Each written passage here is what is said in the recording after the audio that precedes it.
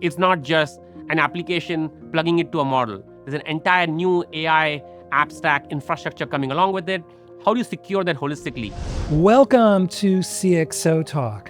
I'm Michael Krigsman, and we're exploring AI and cybersecurity with Anand Oswal, who leads the network security business at Palo Alto Networks.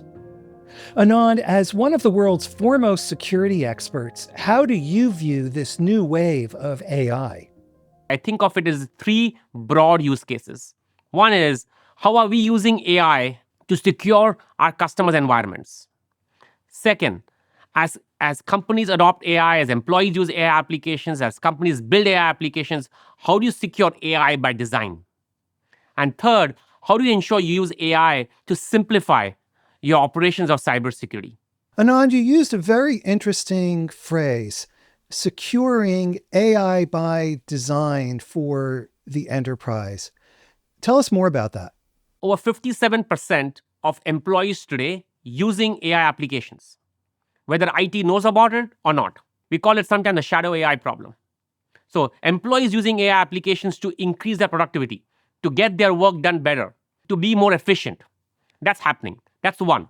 The second, almost every single organization is thinking of building AI-powered applications to simplify their operations, to give new experiences to their end customer. Now, both these use cases in securing AI by design that I call about will definitely increase a company's top line, will help them be more profitable. But if you don't make sure it's secure from the get-go, make sure that you're secure by design, we'll have an issue. And that's what I call by securing AI by design, both for employees as they access AI applications and as organizations build these AI-powered applications. Anand, as AI explodes, what is it about this technology that creates challenges, creates complexity from a security standpoint? You have examples of note-taking applications that are taking notes while you're having a meeting. These will summarize the meeting minutes for you. But imagine that you're discussing in the meeting sensitive discussion. And if this gets leaked, or if this is an application that is not approved by IT, they cannot do anything to mitigate the risks. So the issue we have is, as employees use AI applications, the organizations need to have full visibility into who is using what applications. Should they allow the application? Should they deny the application? Or should they limit usage of the application? If you allow a given application, do you have the right controls to protect your sensitive data, your crown jewels? And many of these AI applications, or I would say all of them, give you responses back. How do you ensure that responses that come back from these applications don't have any malware? We've seen cases where, say, marketing professionals are using an AI-powered applications to write a blog. The blog may have a bunch of hyperlinks. What if one of those hyperlinks is a phishing or a malware attack? So you need to make sure that you're having right visibility, control over which applications are used, not used, have the right level of data protection capabilities enforced and enabled, and protect from these threats and malware when the responses come in. That's securing it completely for employees accessing the AI applications. So fundamentally, you have AI proliferation everywhere, and yet this proliferation is taking place in a very uncontrolled manner from a security standpoint. And that's why you need to have all the visibility, the controls from a data perspective, and threat protection. You can only secure something if you know what's happening. Once you get that, then organization can decide what to allow, what to deny, what to limit, what data protection policies they want to apply, what threat protection capability they want to enable. That gives them a holistic view of employees accessing AI applications securely. Most organizations would want employees to access these applications because it makes them more efficient. They're more productive. They can get things done faster, but not at the expense of security. Every organization is building a new AI-powered application because they want to transform their business operations. They want to give new experiences to the end customer. Building AI-powered applications is not just taking an application and plugging it to a model. It's much more than that. You're bringing an entire AI ecosystem along with that. And that's what you need to secure as well. From a development standpoint, how are these models built? And again, what are the implications for cybersecurity? If you think of application evolution, the first wave was around 3-tiered application models. You had a front end, you had a database tier and the back end. Then came the cloud and gave the organizations the ability to transform their applications in the cloud using a microservices architecture. AI-powered applications represents the third wave for application transformation. It's not just taking an application and plugging it to a model. You're bringing in an entire app ecosystem, AI infrastructure, AI models, tools, data sets, plugins. And all these components, Michael, they talk to each other. Your data sets and your plugins, the developers love them because it does some amazing things. It'll talk to the internet, it'll search, it'll do things like text to SQL queries. But these need to talk to all the components of these infrastructure I talked about. And many cases require excessive permissions. So now you need to protect from all the classical threats that you saw in applications and these new AI related threats as well. So this explosion, what does it mean for enterprise? What does it mean for employees? Over the next few years, you're going to see every organization building these AI-powered applications. You have 1 million downloads of Hugging Face models every single day. 60% of these models have only been added in the last few months. Now imagine a developer takes a model, downloads it, and it has some known vulnerabilities. Or as it tries to build an application and puts it in a runtime environment, the data is exposed to the internet. So you got to protect these applications from what I call supply chain and configuration threats. And then you also need to protect applications from runtime threats. Attackers are looking at making the model do things beyond its guardrails, what we call as prompt injection. So I'm talking to the application and I'm making it do things that it's not supposed to do. Or I can do a model DOS attack. In the early days, people said, I can ask an LLM, print Michael 1 billion times, and that can suck up CPU and memory. Of course, that's a very simplistic case, but we need to protect in runtime from all these new threats, prompt injection threats, model DOS attacks, data leakage. All of this requires to have a very thoughtful approach, protecting your applications from supply chain risks, from configuration risks, and runtime risks. At the same time, you also need to protect your application from all the classical risks that you've always seen for many years. And that's why you need to secure your environment by design. Anand, what you're describing is a heterogeneous environment that works across many different vendors, many different kinds of software applications. How are you working with other leaders to protect those of us in the enterprise? As we start building AI security posture management and AI runtime security, at Palo Alto Networks, we partner with NVIDIA to build a joint reference architecture on how organizations can go about securing these applications in runtime. And that is available today on our website, on the NVIDIA website, where it's a joint architecture which talks about how you can secure these applications on runtime. Anand, earlier you mentioned the term shadow AI, such an intriguing phrase, and of course reminds us of shadow IT. Tell us about that. We have a large amount of the employees and organizations accessing AI-powered applications, whether the organization's IT department is aware of it or not. That is a shadow AI problem. Now, you have the risk of exposing your sensitive data to the AI-powered applications. So organizations want to ensure that you get all the benefits of using these AI applications, but you use ones that they allow. It's important to have visibility into all the usage of employees.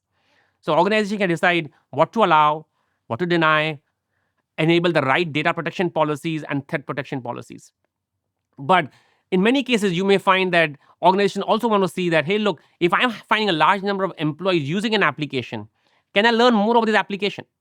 At Palo Alto Networks, we researched over 1,000 plus Gen AI applications and have 60 plus attributes from infrastructure, from hosting, from what model you use to train the data used to train the model, and so on and so forth. So then you have full visibility into if employees are using a given application, understand all the attributes, making the job of the network security professional, the IT professional easy to decide, hey, now I can allow this application because I looked at all the attributes, I understand what it's used for. And that is what we want to enable. Enable organizations to safely use these AI-powered applications to not impact their productivity, but do it securely. Anand, in this environment, how do you balance security and compliance, as you've been describing, against the need for employees to remain productive and not face obstacles as they do their work? Employees are and want to use these applications to enhance their productivity. Organizations want them to use it, but would like to ensure that we have full visibility into what's being used, what data is being sent to these LLMs, and look at the responses that come back. So with AI access, what we're trying to do is really ensure that employees can access these applications without compromising on security. At the same time, give the organizations full visibility into usage of AI across their enterprise. What happens at scale? As we know, organizations are moving from the proof of concept phase to the scale phase. In a few years, you'll see every application most probably be an AI-powered application, right? So what we're also doing is that giving right recommendations. If you're using a bunch of these applications that are getting authenticated through your AD provider, most likely you want to be able to allow these applications with the right level of data control policy. So we're going to automate these policy creations, the recommendations that we can drive, so we are able to move very agile and very fast.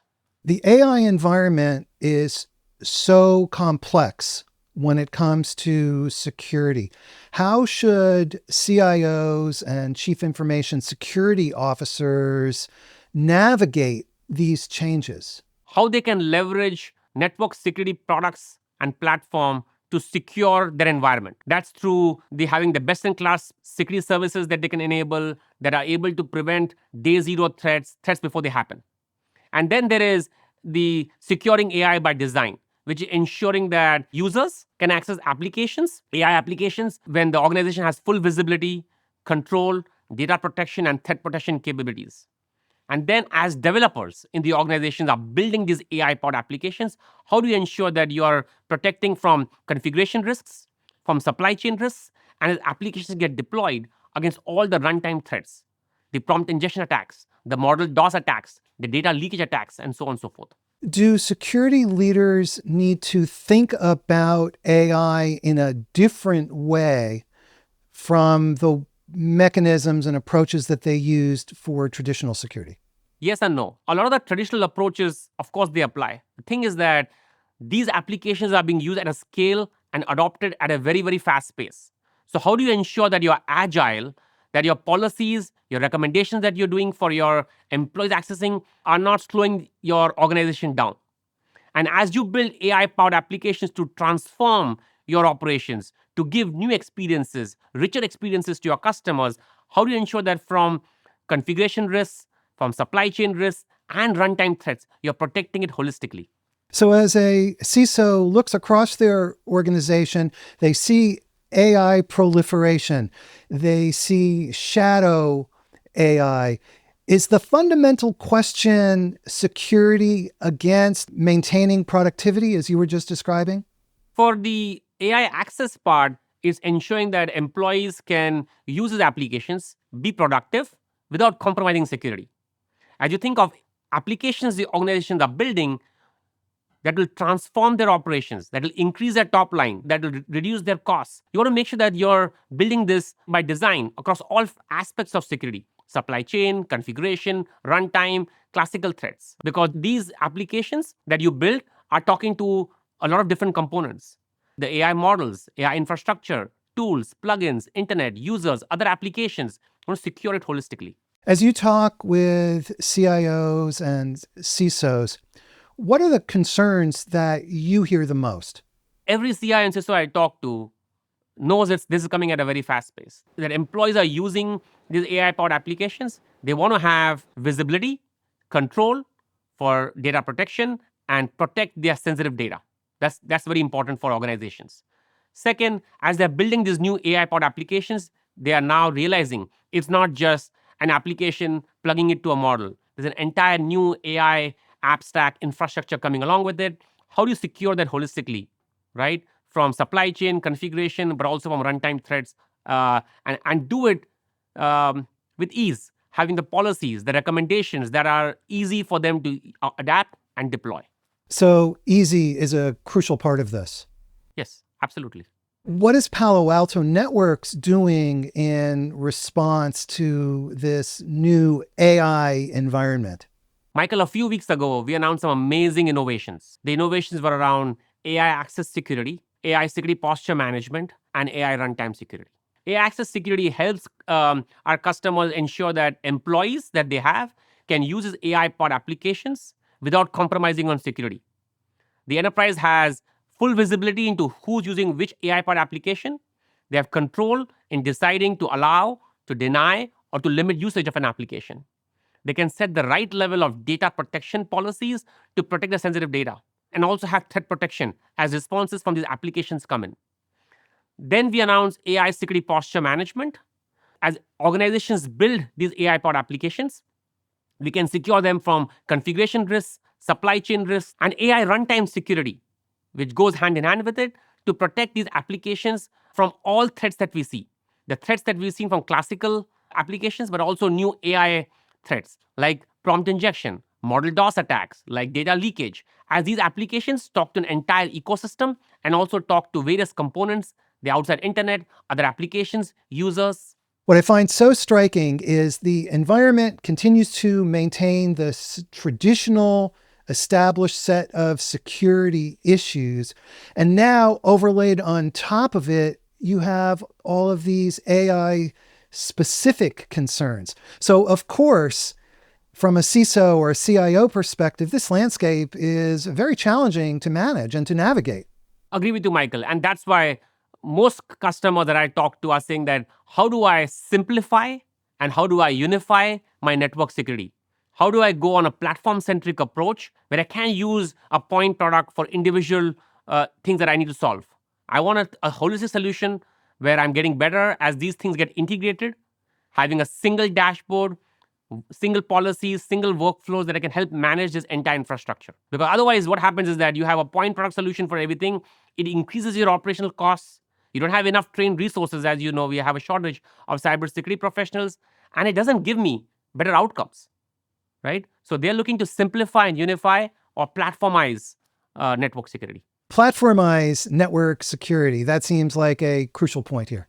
An average organization today can have 20 plus tools in network security. By using this variety of point products and solutions, they're not getting to better security outcomes. They're having higher operational complexity. It's hard to manage. It's hard to be agile. They want to simplify it. They want to unify how all of this comes together. And that can only happen when you have a platform-centric approach that gives you a better security outcome, that lowers your operational costs, and helps you roll out new things, new policies easily, consistently across your entire infrastructure. Anand, where is this all headed over the next couple of years? The usage of AI has just begun. We're going to see this is the fastest growing technology in the history of mankind, right? It took mobile and internet many years to hit 1 billion users. We're already at 300 plus million users using these LLMs today, right? So that's going to continue to happen. I think you're also finding that attackers or the adversaries also leveraging AI. How do you use precision AI, a combination of machine learning, deep learning, LLMs, to protect our customers from attacks that they have never seen before, to give them real-time security outcomes? As you enable these services on the platform, they share threat intelligence and they get better, or what I call the network effect of data. Second, as organizations build AI-powered applications and employees access AI applications, how do you ensure you secure these usage of AI by design? That's going to be very crucial because this is going to happen across every single organization. And third thing that we're doing is using AI co-pilots to help our customers use platforms and products to the best of its capabilities, to simplify their operations, to make them be more agile in terms of outcomes they want to do and get to a better security state, a better security posture. Anand, CIO, CISO, security professionals are overwhelmed. What should they do? They want the organizations to make more money. They want them to save money, reduce their operational costs, and they will be out of trouble. The best way to do it as this environment it gets more and more complex and complicated is to adopt a platform-centric approach. These point products and tools is very hard to manage, doesn't give the right outcomes, it increases your costs, reduces your security outcomes, and very complex. So adopting a platform-centric approach to ensure that no matter what your user is, no matter where it is, on what device it's from, where your application resides, you're securing it consistently from all threats that the organization can see, whether you know it or you don't know it. And then the second one I would say is that as usage of AI is going to grow up exponentially, secure your enterprise's usage of AI by design. ensuring your employees can access AI applications without compromising on security. And then, as your organizations builds these AI-powered applications to transform your customer experiences for your end customers, to have better business operations for you, ensure you're securing that by design across configuration risks, supply chain risks, and all the runtime threats these applications can have. Because these applications, they're not like classical applications. And it's just not an application and a model. There's an entire ecosystem that you bring together, that talk to each other, that talk to the outside world, that has access to your most sensitive data. So securing your enterprise usage of AI by design is very, very important. So simplicity, efficiency, and ease of use. You got it, Michael. Anand Oswal, thank you so much for taking time to speak with us. Michael, great talking to you. Thank you.